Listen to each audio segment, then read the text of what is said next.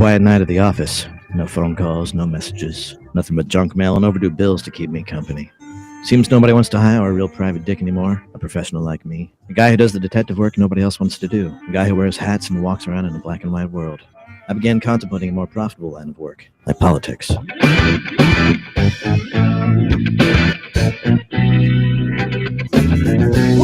the show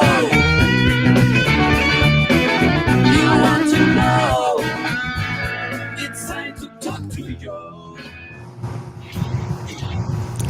All right, folks, good afternoon and welcome to the Wednesday edition of the Joe Mangiacotti Show here at AM 830 WCRN. And you can join the conversation for the next hour at 508-871-7000. That's 508-871-7000. Our text line is up and running at 617-297-8388, 617-297-8388.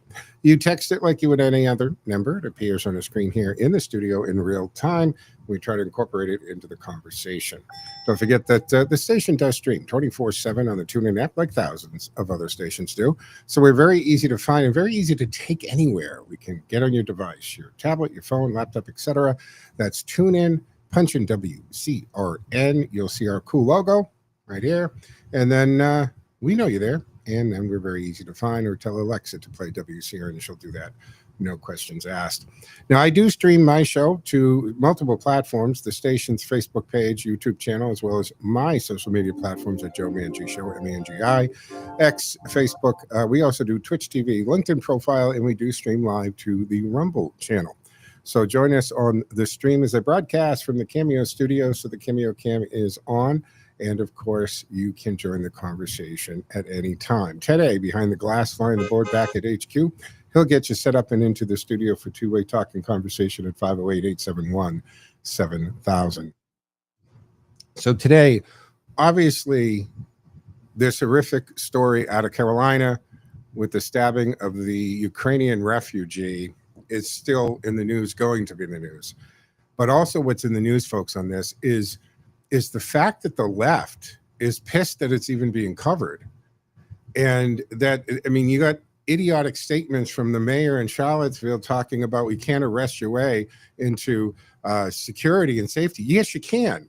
That's the purpose of arresting people, actually, you moron.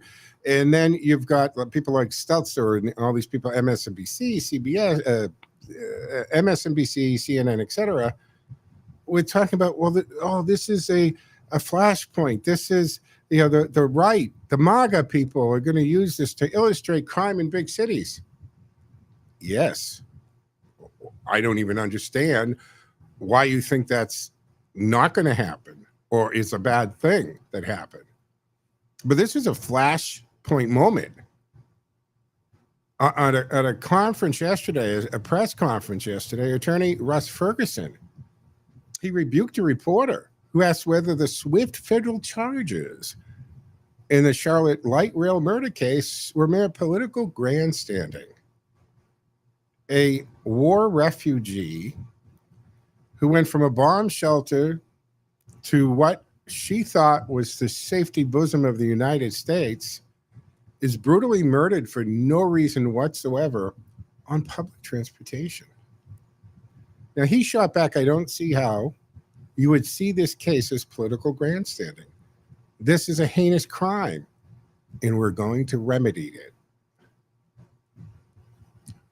Now, I can't help but think in a couple things. If he had used a gun instead of a knife, what would the conversation be? What if we reversed races of everybody involved? Just assign different races. She wasn't a Ukrainian, white, blonde, 27-year-old. What if she was Asian? What if she was black? What if she was from the Caribbean or Trinidad? Just play that mental game for a while. And try to guess what the media coverage would be then. Now, this guy Ferguson emphasized that there's no opposite side. Thank you for somebody pointing that out. There should be no opposite side, because think about where you're at if you were taking the opposite side. So he says there is no opposite side in letting murderers or murders occur because we're releasing dangerous individuals. And he went on to add, of course, this is a pure and simple federal case. And Sean Duffy got involved because it was on a railway in public, because it falls under transportation. They did grab it as a federal case. So that means this guy is now facing federal charges under 18 USC 1992, covering the use of a weapon causing death on a mass transit system, which could carry the death penalty. Now, Ferguson also signaled that civil rights charges are also on the table. If it does turn out, if it shows, the evidence shows, the attack was race or gender motivated. But shortly coming in the studio and coming on air, somehow an audio conversation was released between the perpetrator and the sister.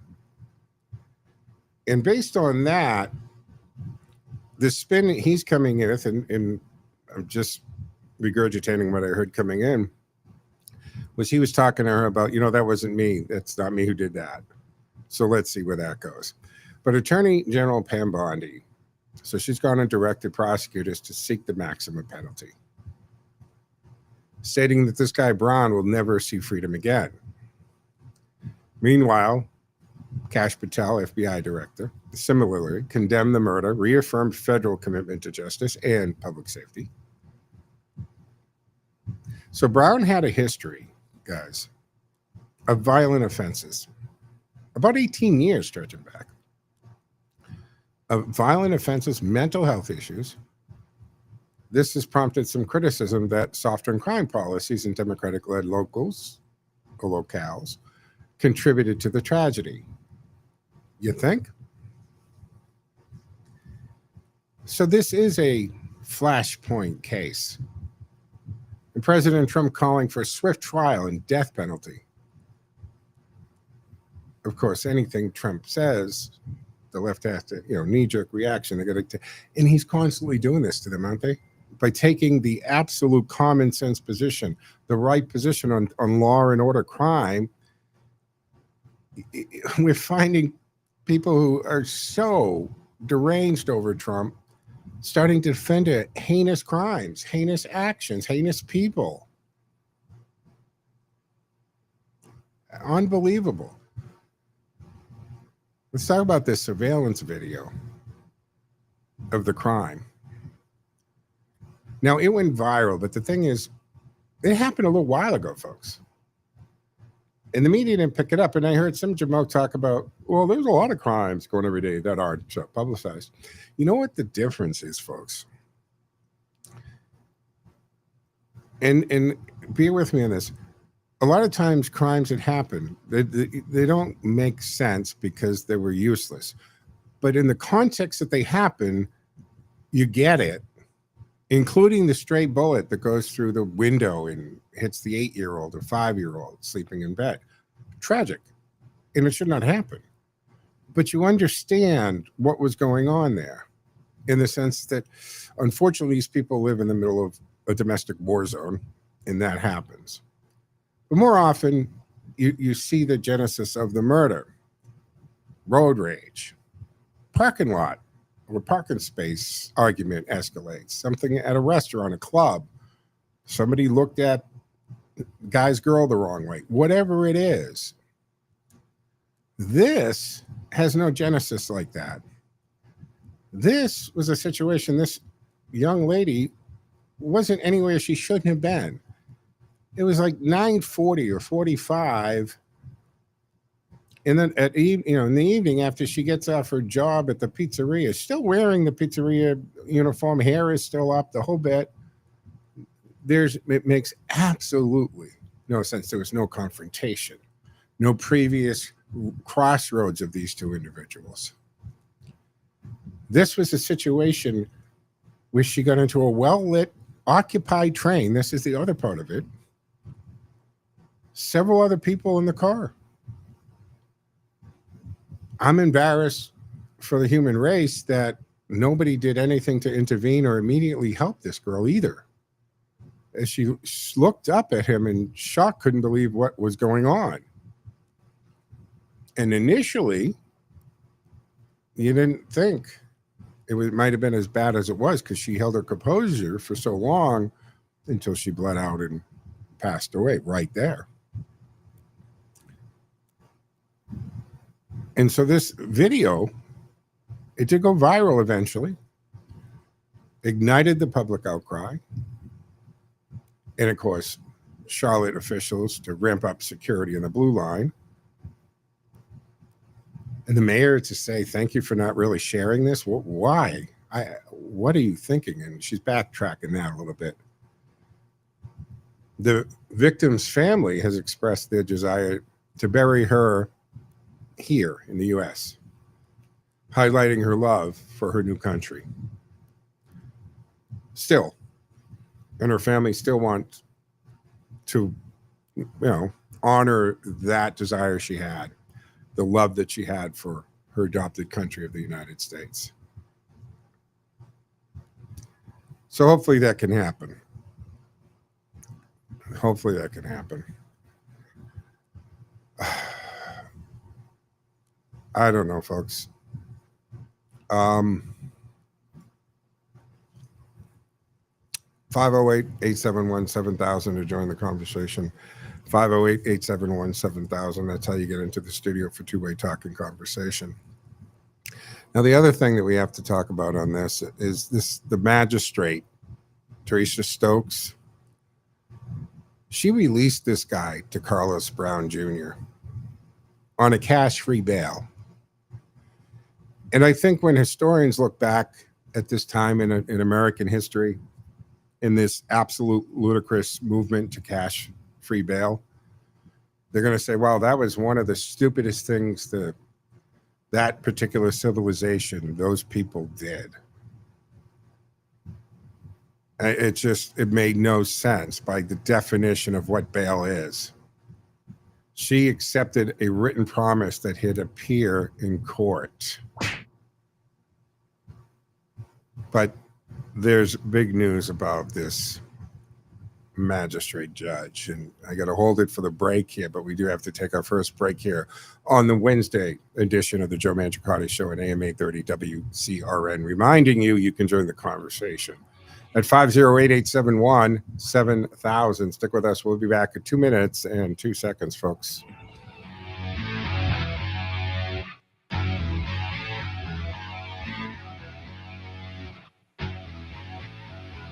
Are you ready for a change? Do you need a job that works around your schedule? How about driving your own kids to school and getting paid for it? AA Transportation is offering paid CDL training with regular permit classes that get you on the road. They have immediate openings for school bus and van drivers, as well as monitors across several districts. All you need is a good driving record with at least 5 years experience, a clean quarry, the ability to pass a pre-employment drug screening and DOT physical. If you already have a school bus or 7D certificate, join us now and earn up to $30 an hour with guaranteed minimum hours, health and dental benefits, plus a 401k. And for those experienced coach bus drivers out there, we have a position for you too. This is perfect for parents, retirees, or anyone who enjoys being behind the wheel. Call Lori at 774-361-5042. That's 774-361-5042. Start your journey with AA Transportation. Here we go.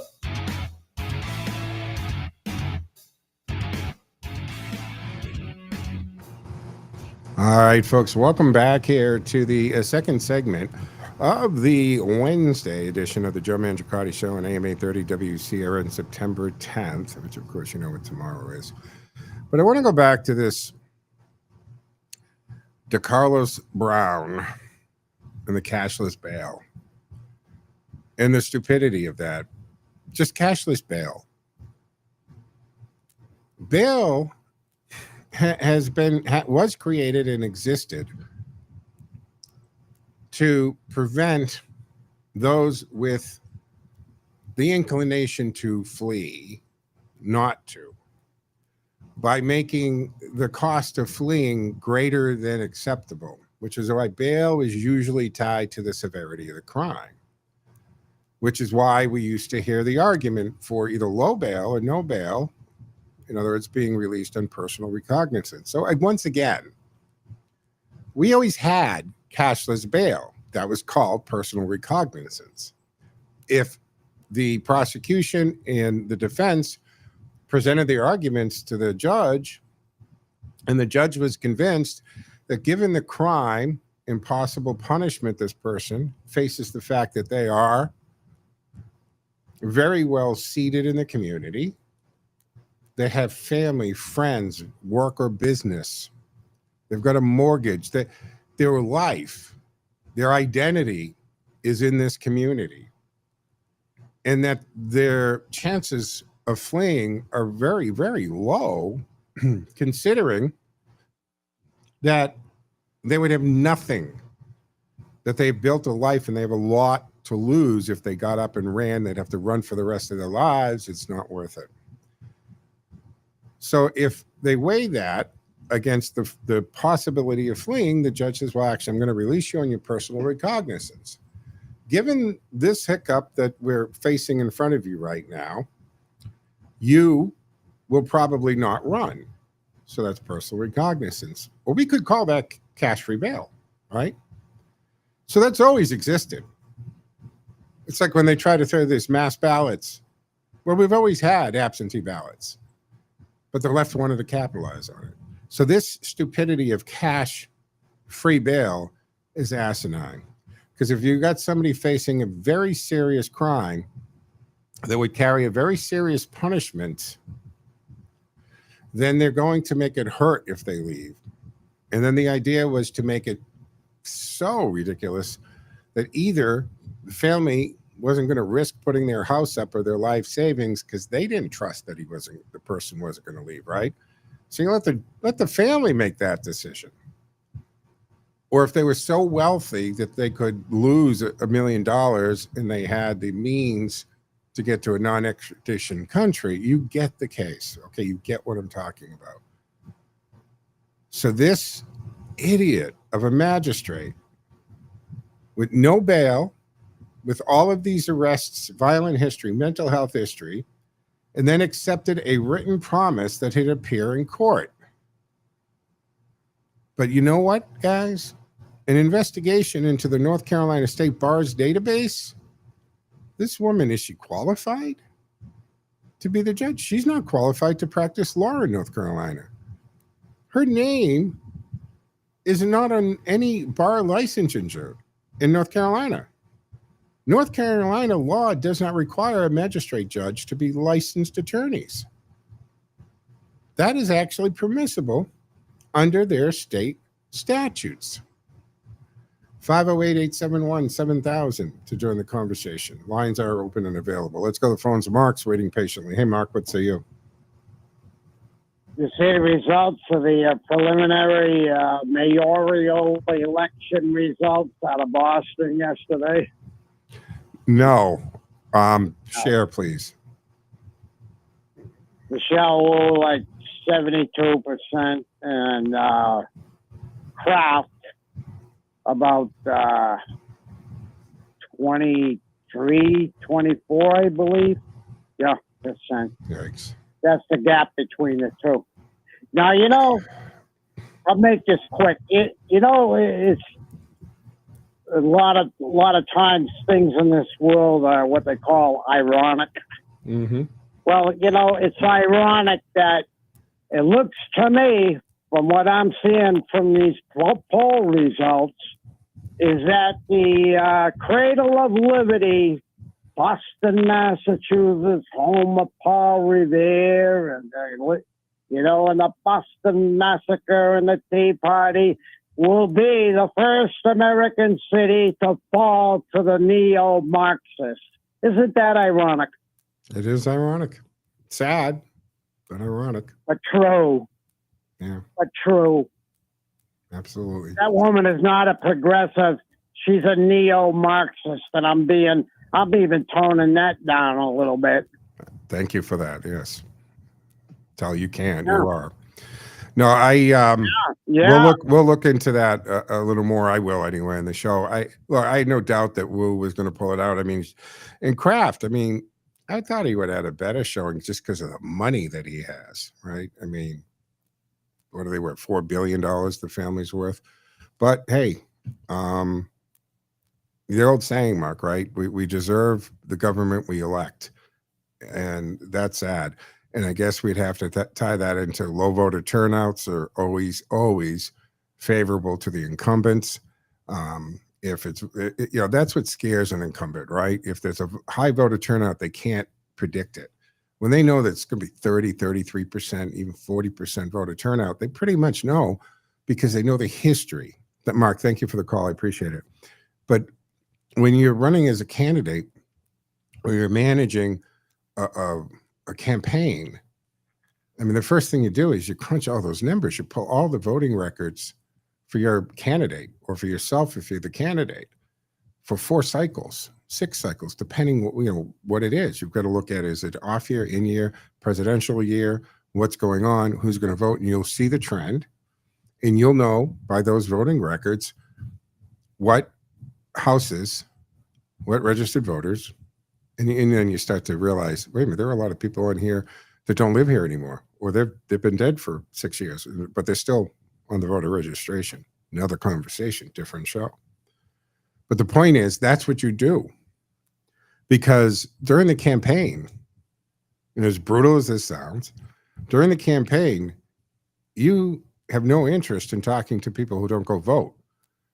Now, when you get elected, that's a different thing. They're your constituent if you get elected. But during the campaign, getting elected is different than being a good elected representative. They're not exclusive to each other. And that's because getting elected, there's a certain science to it. And that science is marketing, basically. If I'm marketing a widget, I'm not going to spend, especially today, where with digital marketing, you can target your dollars right to the people who fit the profile you want, your demographic for that. Same thing with getting elected. So when you do door knocking, you don't waste a second to knock on a door that based on the history of voting that you've taken, crunched, examined, and now you've got the list of doors you have to knock on, because there is basically 100% chance these people are going to vote because they have voted in every election for 6 years. They even voted in the off years. They even voted in just the local. These people vote. You better get FaceTime with them. And if the next house only votes in a presidential election year, you're less apt to spend your time there, but you do, especially if it's a presidential. So anyway, when we see this is what's happening, because all the people, and I don't know what the voter turnout was in Boston and for this race, because that's not what I was doing today, but we'll look it all up. We'll research it. The people who don't want Wu to be another absolutely feckless mayor, not even feckless, dangerous mayor, didn't get out and go vote. It's almost that simple in a lot of ways. 508-871-7000 to join the conversation. So this case, this magistrate, Teresa Stokes, who did the cash free, give me a written promise you'll appear, which was asinine. But she's not a licensed practicing attorney. She's not someone that apparently, to best I can find, passed a bar or even went to law school. And that can happen for magistrates. So what is this woman even dealing or doing, seeing or hearing this case? And Brown had a very troubling history, 14 prior arrests. And we're not talking shoplifting. We're talking, this includes violent charges, weapon charges too. His most recent arrest before this fatal stabbing stemmed from a false 911 call. And this odd delusional claim about this man-made material controlling him. So clearly we're at a level of mental illness above any of the norm that you might deal with. And if he thinks he's being controlled, and when people start to hear voices, and this isn't even a joke, when somebody says that they're hearing voices, a therapist is going to ask if the voices are external or internal, because it makes a difference as to the diagnosis of what's going on there. So he had this very troubling past.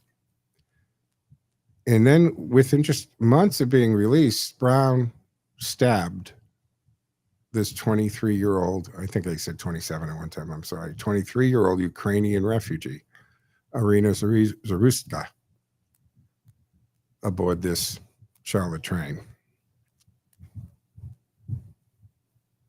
And because of this case with this judge, it's going to draw a little attention to the systemic vulnerability of magistrate judges in North Carolina. And if they can hold decision-making power at this level, including bail determination without any legal training or bar credentials, am I the only one that finds this absolutely insane? Critics argue this setup may lead to poor risk assessments. Again, duh. Especially when you're dealing and handling these repeat offenders, as we can see in Brown's subsequent lethal violence here. And I would argue that most seasoned judges with legal training and a bar, under their belt, might have come up with hopefully a different action. So now you've got North Carolina Republicans, they're demanding Stokes be removed from her position, criticizing both human and systemic failures. The time to have removed her is not to have appointed her in the first place. But folks, we're approaching the time for a mid-show break here on the Wednesday edition of the Joe Mangiacotti Show on AM 830 WCRN, reminding you to join the conversation because lines are open and available at 508-871-7000. That's 508-871-7000.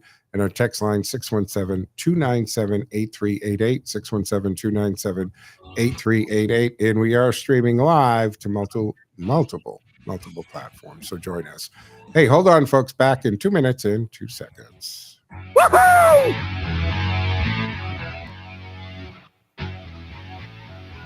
Time now for the forecast from the Boston Independence Group Weather Center. Call Jerry Doherty today at 877-772-1776. Retirement is within reach.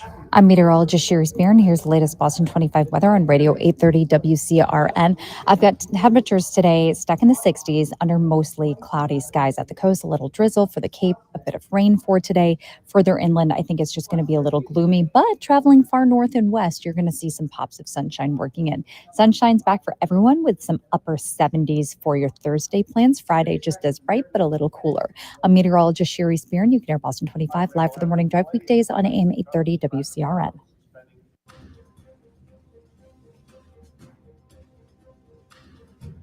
Headline news, weather, and local information central to your day on Radio Central 830 WCRN.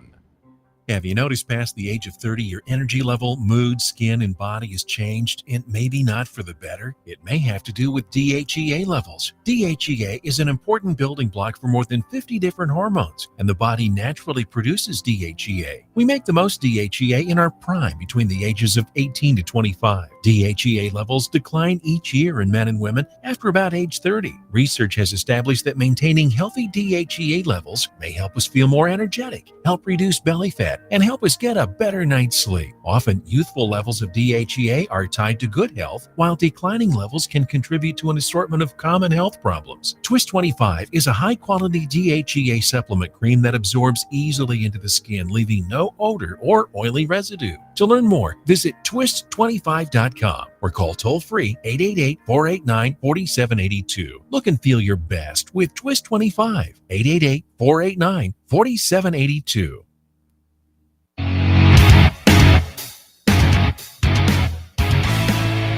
All right, folks, welcome back here for the second half of the Wednesday edition of the Joe Mangiacotti Show on AM 830 WCRN. Every weekday afternoon at 1 o'clock, we come your way. And don't forget, we do stream the show on multiple platforms, Facebook, X, Twitch TV, LinkedIn profile, and yes, to Rumble. So I wanted one final thing on this DeCarlos Brown and this judge, because I think it's crazy that North Carolina has this kind of setup.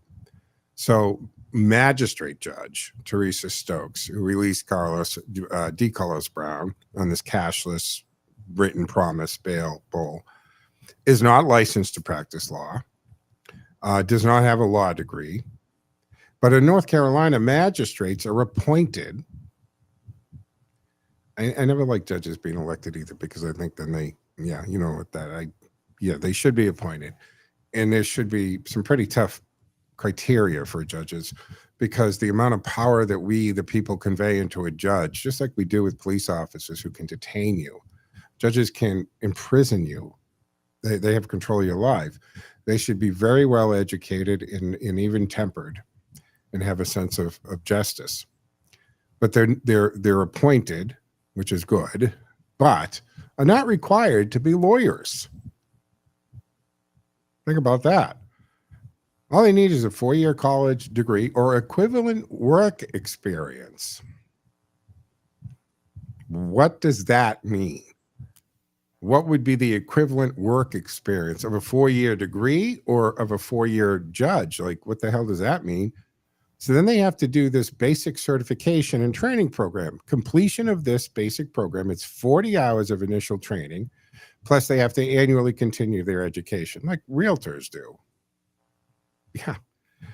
Now, Columbia Law Review, they did a study back in 2022, and they found that 80% of the magistrates lack a Juris Doctorate. So this raised a lot of concerns about legal competency in critical preliminaries. Now, DeCarlos Brown released on Stokes' decision with 14 prior arrests, robbery, dangerous weapon, false 9-1, and had the schizophrenia diagnosis. At minimum, they should have been in a mental institution or hospital to be treating him, if not in jail. So months after his release, this poor 23-year-old Ukrainian refugee stabbed after leaving work. War refugee, come to this country. She's working. She loves her new country. She loves that she's been adopted by the United States and taken in, and she's doing the American dream thing. She got a job. She's working. She's supporting herself. It's crazy. The Republicans in North Carolina, including a coalition of state representatives, are formally demanding that Judge Stokes be removed from that position. And of course, the frustration is echoing over broader concerns over just the softer on crime policies here, folks. This is a perfect example. He should not have ever been allowed to be in that position of walking the streets like that, being prone to these violent actions, and then having a mental illness that is putting him outside of the control of his body and his thoughts at all times. So should these magistrates be handling felony level bail and release decisions without being licensed attorneys? Do these minimal training requirements suffice for these consequential roles? No, in my opinion. 508-871-7000. What say you on this? Let's go to the phones. Ken's been waiting patiently. Hey, Ken, what say you? Hello, Joe. You have an argument, but I don't know if credentials makes any difference. You're telling me that there isn't a single judge in Massachusetts who wouldn't have done the same thing as Stokes? Oh, I would disagree. No, I agree. That's a different conversation. But if you don't have the basic minimum understanding of our Constitution, which you learn in law school, of the Bill of Rights, which you learn in law school, of case history, criminal history, the principles of criminal law, if you don't have any of that, what the hell are you drawing on as a judge magistrate? Maybe for traffic or workman's comp cases or something like that. But you're going to let judge magistrates without a law degree? How about that? Just a law degree. Maybe you didn't go take the bar. Maybe I'm okay with that. But you have absolutely no education in law? What the hell is life equivalency? You make a good point. In traditional times, we don't live in those traditional times. The core problem is society as a whole. There are those who are just not grasping the basics of a civilized society. That's the problem. It's like, okay, we're at a reckoning point. We find out who are lost, who are still there and can be saved. And we just hope there are enough people left that are still there and or can be saved, make up a majority so that the republic as we know it doesn't collapse. Because if we had the whole justice system like this situation in Charlotte, we would be in the midst of a collapse. But, we were kind of in that in 2020, the summer of 2020. And that's what a lot of this brought upon, to the point where you have the media, virtually all of U.S. Pravda, not acknowledging how outrageous this case is, as you pointed out. So we, the people, are the only ones that can save us. Well, yeah, I mean, the step that is being taken here is you've got a group of politicians and citizens down there saying, we demand this woman be removed. She's clearly not capable of this job. And maybe they have to get a bill through or get a ballot question or change who's qualified or who's allowed to make these such weighty decisions. Maybe they got to change something in Carolina. And on that note, I don't know where you are, Ken. Do you believe in these? There are states and districts that elect judges, not appoint judges. I don't believe in the electing of the judge. I believe in appointing a judge. Sure. But I see where you're identifying small problems that are part of this story. I'm just looking at the story in a much bigger time spectrum of just how, we just couldn't have imagined the media reacting the way it did. First off, the incident occurred on August 23rd. That's 3 weeks ago. The only reason why we even know about it is this video. Yeah. It wasn't, think of all the media outlets who knew about it when it happened, starting, of course, with the local outlets there, who did not, cover this in the news, because I think it would have been picked up nationally quicker. It was the video that went viral, and there's people, idiots, talking heads on the left trying to say, oh my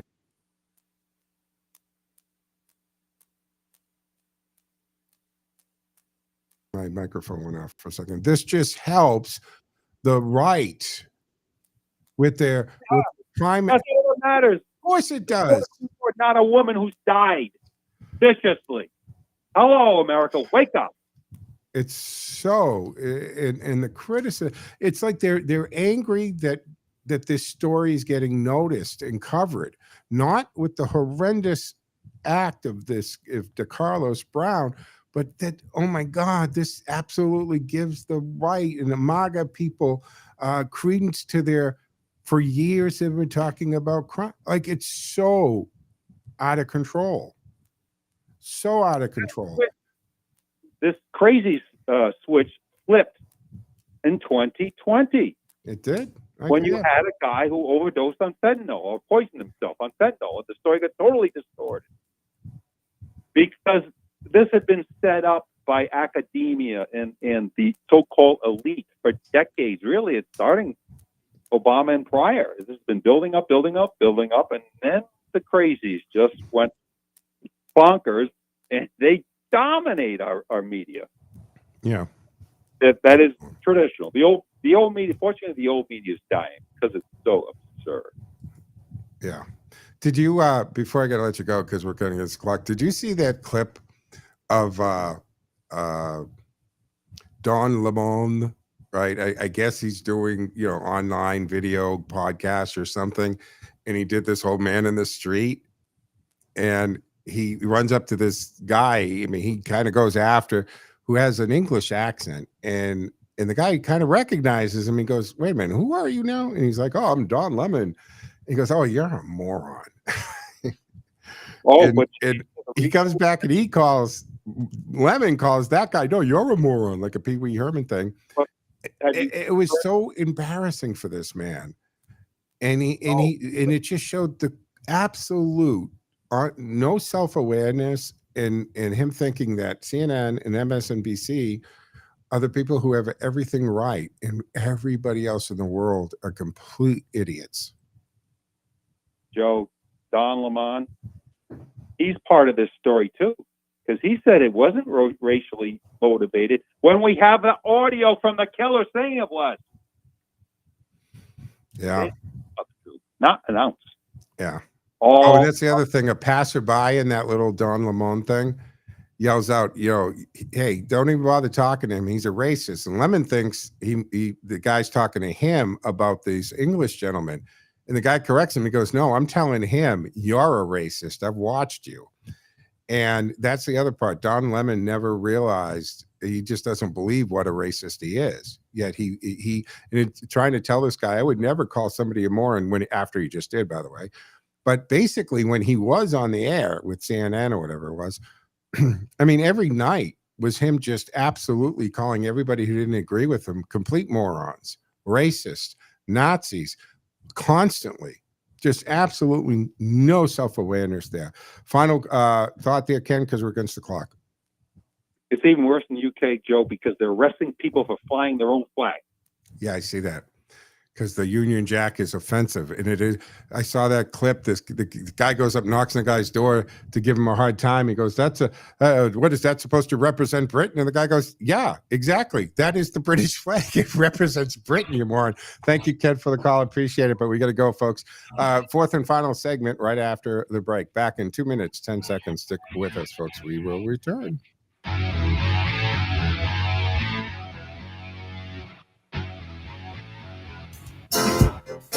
End your day on a high note. It's North Star Music. Evenings at 8 on Radio Central WCRN. Junk piling up, garage bursting at the seams. It's time to call in the mighty at Mighty Movers. They don't just move, they remove. Their junk removal and clean out services are the fastest, easiest way to reclaim your space without lifting a finger. Whether it's yard waste, old furniture, garage cleanouts, or even hoarder cleanup, they've got the muscle and the mission to get it done safely and affordably. Selling your home or just tired of the clutter? They do offer full property cleanouts, demolition, and furniture delivery too. One call clears it all. Proudly serving Marlborough, Boston, Worcester, Framingham, and beyond. They're Central Mass's cleanup crew with a can-do attitude. Call 978-793-6165 or visit MightyMoversMA.com. MightyMoversMA.com. Mighty Movers. They bring the might so you don't have to lift a thing.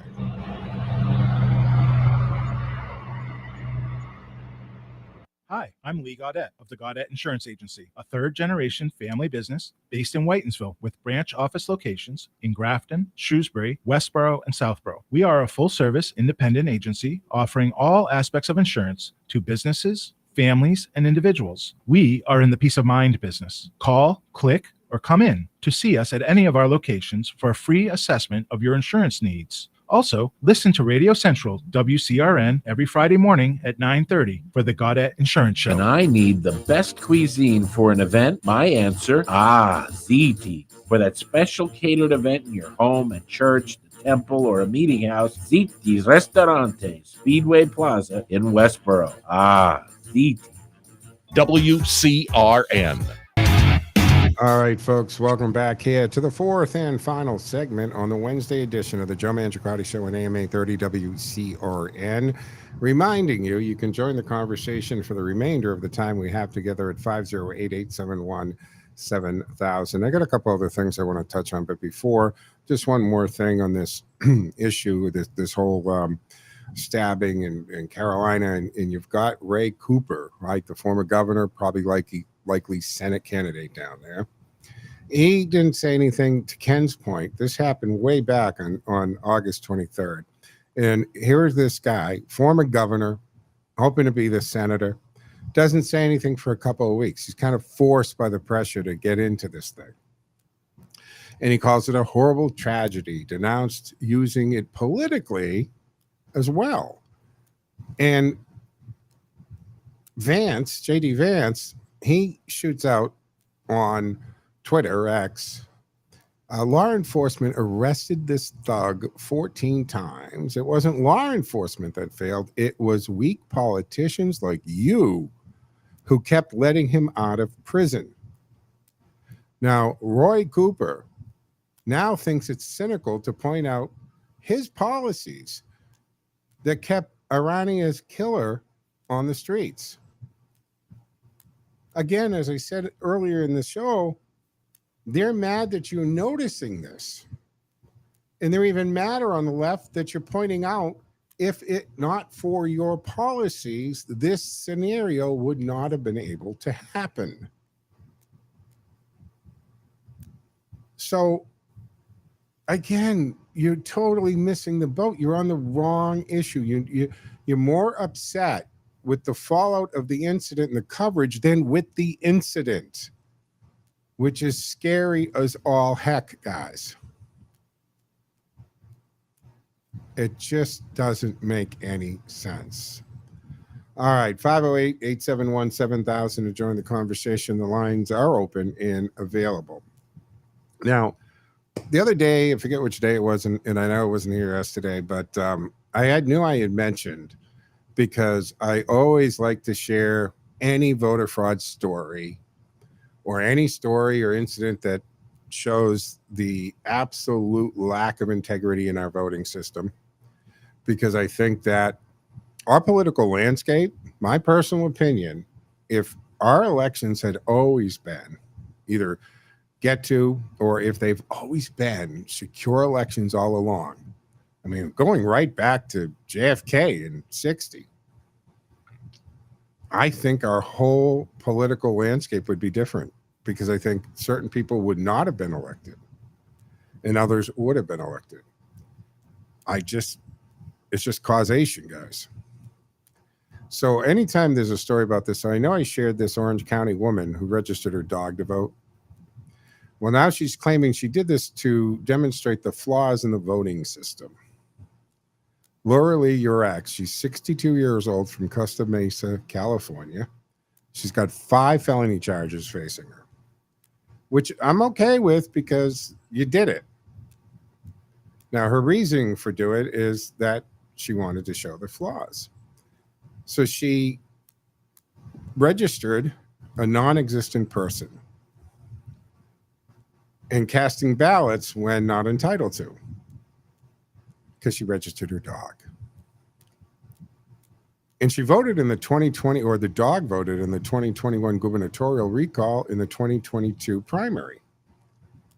And one ballot cast by Mayor Jean's name during the 2021 election was accepted. Well, the other in the 2022 was rejected. So the question is this a stunt or statement? The attorney for her framed the act as a deliberate attempt to expose flaws in our state voting system by pointing out that even a dog can be registered to vote in California. And she reportedly self-reported the incident to the Orange County Register of Voters in October of 24, hoping it would trigger an investigation and reforms. Now, she went and self-reported this. There might be credence or some credibility to that this was something she was doing, but you were still breaking the law. I totally get you wanting to make this point. I could even see myself wanting to make this point. And I know of it, personally know of this situation where illegal, I'm not going to undocument it, and illegal, because of the law in Massachusetts, has gotten a Massachusetts driver's license. And I asked these people, will you please let me know if you find yourself automatically registered to vote? Right? Because we have this whole process that the registry will register, sends everybody's information off to the appropriate clerk to register you to vote. Now, I've talked about this before. I don't believe, and I do not like this automatically registering people to vote just because they did something like get a license or renew their license, because they have no interest in voting. Otherwise, they would have registered themselves. So to me, you're putting one in the chamber with no intention of the person using it, meaning that you've registered someone to vote. So now you know you have the vote out there, and the chances of them going to vote are extremely low. Because if you don't have the initiative, if you don't have the care to, the energy to, the interest in registering yourself to vote, are you going to get off your butt and go vote on election day? Probably not. But you're registered, which means your vote can be taken. So I don't like that. I understand it ups the number of people registered, but it doesn't up the number of people voting per se. So I get it.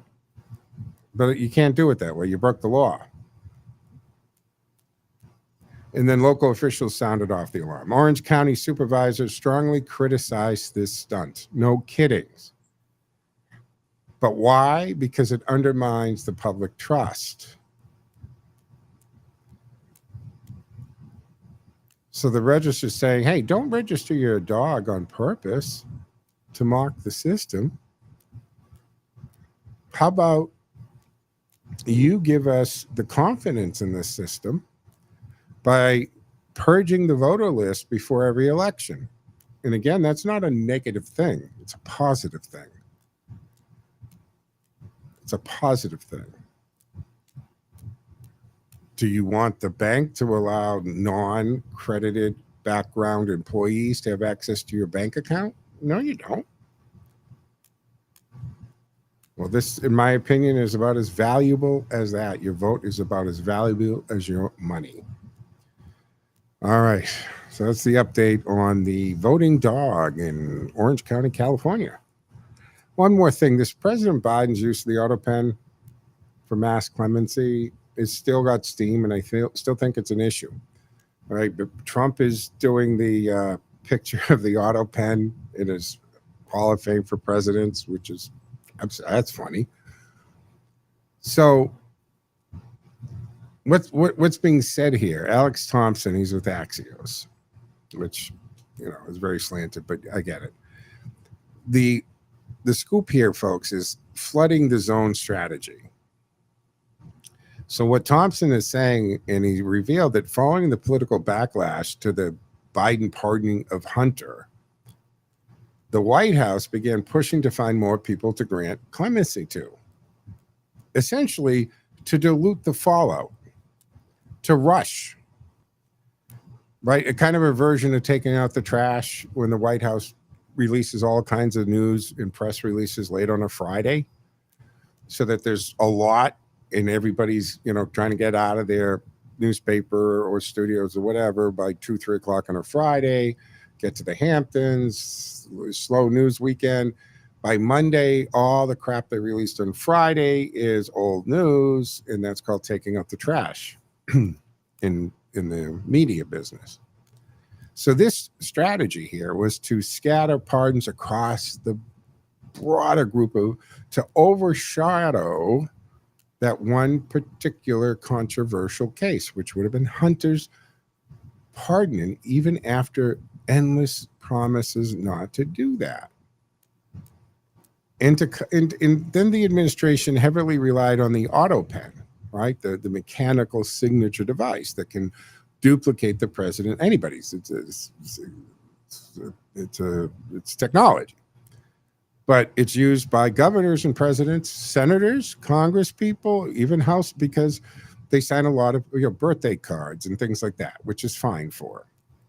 But now what we're looking at, and it's probably going to make its way to SCOTUS at some point, is can it be used for legislation, to sign bills into law?